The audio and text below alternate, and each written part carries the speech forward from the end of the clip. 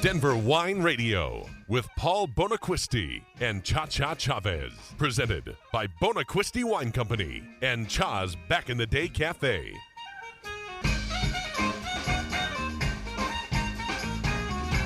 You know what that sound is? What? That's the sound of Mardi Gras season, y'all. And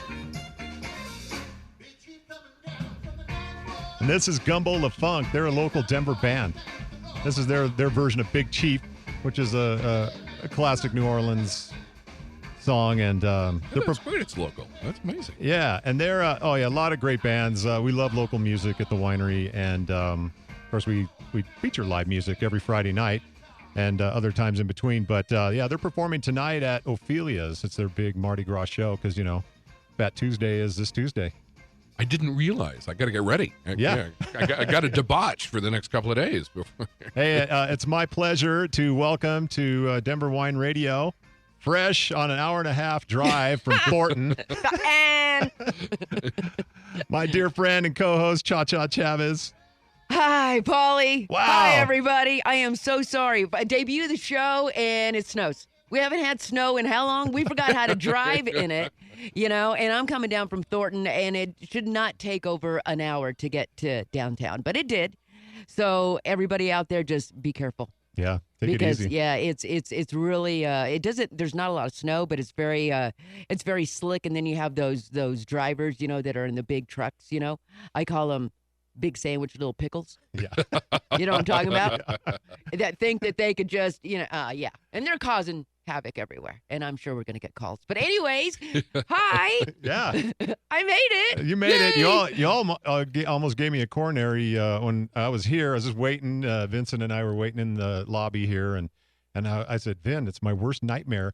It's a debut show, and I got to do it on my own because Doug wasn't here yet. Cha's not here yet. I said, I'm not a talk radio guy. But you know what? It's weird because I was listening coming in, and I thought to myself, wow, because you haven't been on the air in how long? Like Alice? Over Jammin'. 12. No, Jammin' over 2005. 2005. Yeah, yeah. Jammin' 92.5, the original. Yeah. And then I left 3 years ago, coming up on February the 19th. And here we are going, whoa, what do we do now? What do we do now? But it's good to be back. And thank you so much for having me on and being a part of your Denver Wine Radio. I love it. Denver Wine Radio. Yeah, I was talking about it a little bit ago. We launched an online radio station broadcasting from the winery. Mm-hmm. I think I'm the only winery in the world with its own radio station, Doug. I think you are. That's something we need to promote. We do need to promote that. Absolutely, without a doubt. And there's more. There's a bigger vision for it. It's more of a community. It's what the winery's been a community gathering place for the neighborhood over in Sunnyside, North Side, as we like to call it too.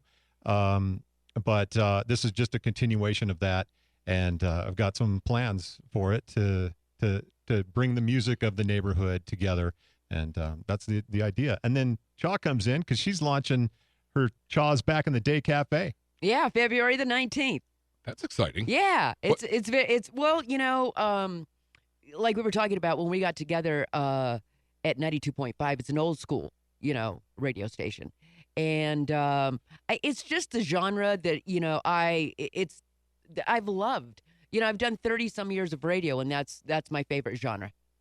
So I left about 3 years ago and decided, okay, I'll come back on the internet and, put some songs together. And Paulie and I were talking about it. And I was listening to you guys come in and wine and music, it's a perfect pairing. It's absolutely perfect. And with Paul's, musical background and his radio background, we're radio geeks. That's what we are. I always tell them there's no rehab place for radio people to go. You're never going to be cured once you get bit by the bug.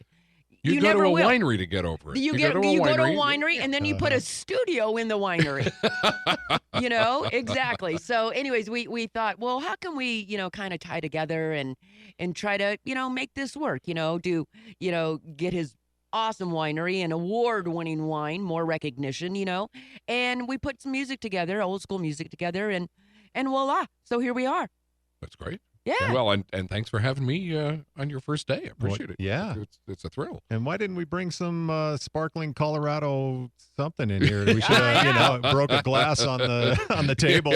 I know. I come in and there's just coffee cups, and I'm like, "You're talking about wine? Come on!" But you said something interesting when I was listening coming in. You said where can you grow grapes? Yeah. And you said anywhere you can grow peaches and apricots and whatever, right? You can grow grapes. And I thought, well, I'm originally from New Mexico. I'm from the desert Southwest. Yeah.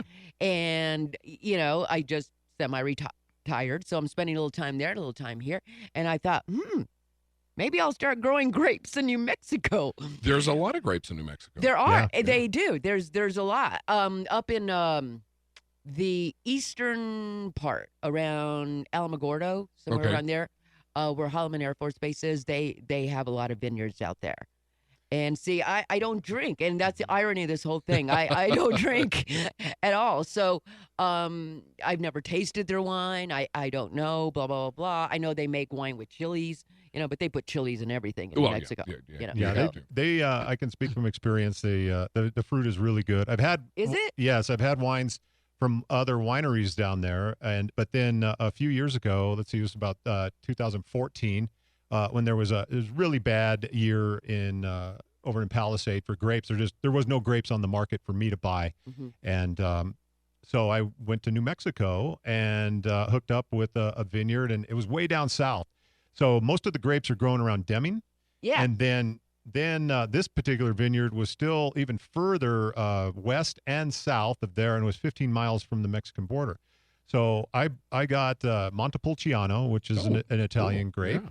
I think I had some Grenache and and I'm a little bit blank. Some Carmenere, and I made some wines, and they were fantastic. So the cool thing about it was that they harvest a lot earlier. They start in July. Yeah. And they're done by the end of August. They're done. Right. So, and that's when I start thinking, okay, I got to get ready. And so typically I'm not ready to start making wine in July. Okay. Right. But that particular year their harvest was running about 2 to 3 weeks later than normal. So I got grapes the first week of September. So that year it just worked out. And it was just fun to to present those wines to my customers, and they loved them. Is it because of this kind of the same temperature? Like it's hot, like in Grand Junction, it's hotter than Denver, right? Is it the climate? Yeah, a lot of it. I mean, the winter average temperature in Grand Junction in that area is about 10 degrees warmer than it is here during the winter. Right. I mean, and it's not that we get consistently cold here, but we have much lower lows than they do in Grand Junction usually. Okay.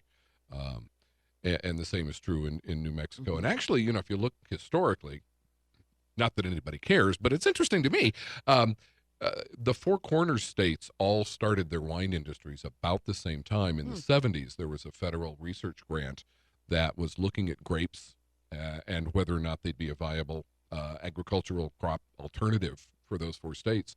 And indeed, you look at the beginnings of the industry, the modern industry in Colorado, New Mexico, Arizona, and it all comes from that same research project. Utah obviously wasn't a conducive climate for making wine or selling wine, but out of the Four Corners Project, I understand there was a grape variety created called Utah Noir, and I've had one or two of them, and they're really good. I've never seen it outside of Utah, but maybe it's a trademarked thing. You can't grow it outside the state. Maybe it's a Utah thing. They won't let it out of the state. They won't let it out of the state is right. Exactly. Huh. Well, maybe I'll start growing some grapes for you, Paulie. Yeah, let's do that. That's right. That'd be great. Bring them down. Give me that Thornton, whatever we want to. We'll have to think of a name for it. Thornton wine. Yeah, the Thornton. Yeah, the Thornton wine. All right. So I mentioned going into the break, there's some Colorado-friendly places. Yeah. Yeah, and don't look so shocked. But there's I was Right Coast Pizza is over in Wheat Ridge, and they launched with a exclusively Colorado-focused beverage program. Great. And they continue with it, and not just beer, because obviously it's easy to do beer.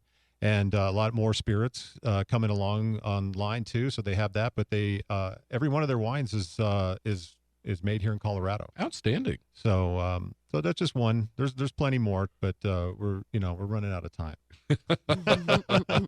So maybe if you have a friendly a Colorado wine friendly place you want to share with us, send it out. Send it to us on the D-Red Twitter line.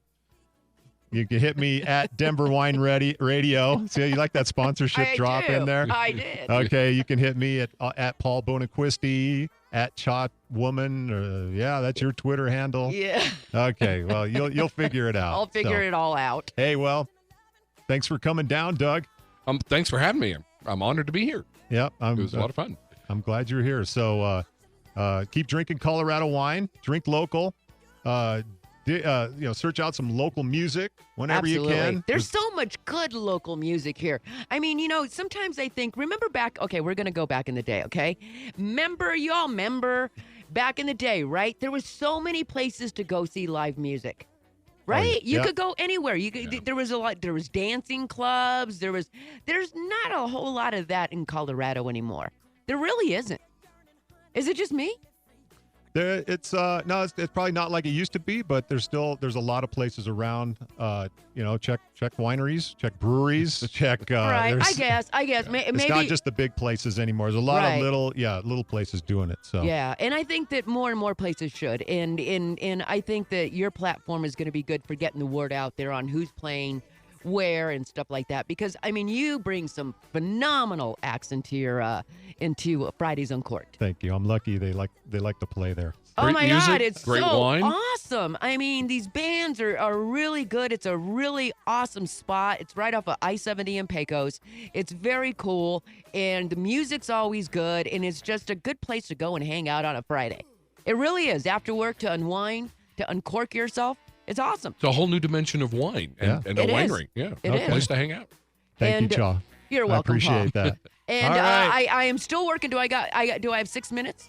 How many minutes do I have? We got a minute left. Just 1 minute? Okay, I'll go really quick. Okay. I'll do what all programmers tell me to do. Don't talk so fast.